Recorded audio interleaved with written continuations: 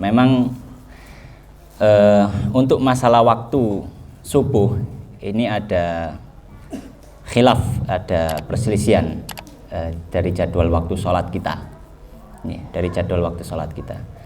Sebagian dari para ustadz, para guru di negeri kita, juga di beberapa negeri yang lainnya mengatakan bahwasanya jadwal yang sudah berlaku ini terlalu cepat.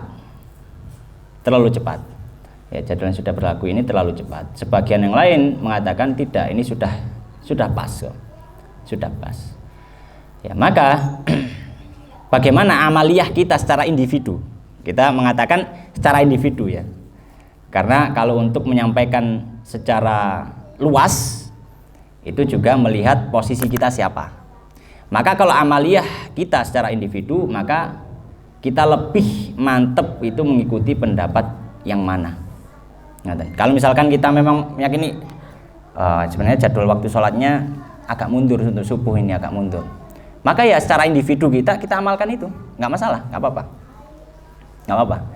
Kalau kita meyakini sudah kita mengikuti apa yang sudah ditetapkan kali MUI juga Kemenak, apa yang sudah membuat jadwal waktu sholat dan sebagainya, itu juga mereka ada para ulama, para ahli hisab, para ahli ru'yah juga ya sudah menentukan seperti itu. Bahkan BMKG pun ikut, ya kita ikut yang ini, ya monggo silahkan.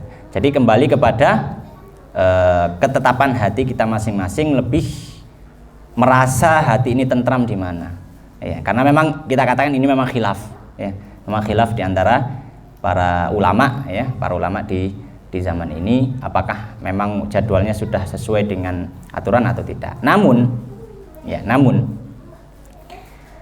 ada kaidah yang menyampaikan al-khuruju minal khilafi mustahab, keluar dari perselisihan itu dianjurkan. Dalam artian gini, kalau misalkan taruhlah kalau waktu subuh niku jam 4 sesuai dengan kalau setengah 5 lah sesuai dengan jadwal waktu sholat yang umum ya.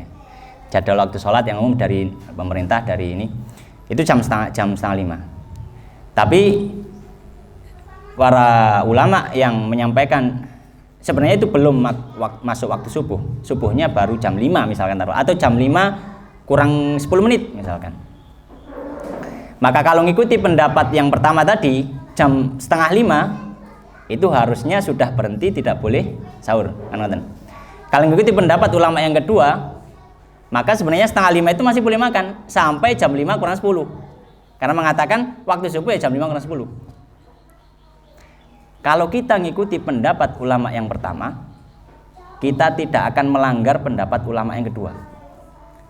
Kenapa? Karena semuanya sepakat jam setengah 5 itu masih boleh sahur. Tapi kalau kita mengikuti pendapat ulama yang kedua, maka kita otomatis akan menyalahi pendapat ulama yang pertama. Kenapa? Karena lebih dari jam setengah 5 itu tidak sah untuk sahur bagi pendapat ulama yang pertama. Maka keluar dari khilafnya bagaimana? Ya cari tempat yang tidak ada khilaf di antara keduanya.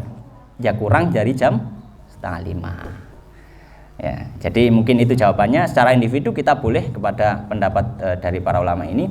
Tapi kalau mau khuruj minal khilaf sebagai bentuk kehati-hatian, ya sudah, mungkin sahurnya agak dipercepat ya, dimajukan, nggak masalah ya, nggak masalah. Ngoten nggih, wallahu taala.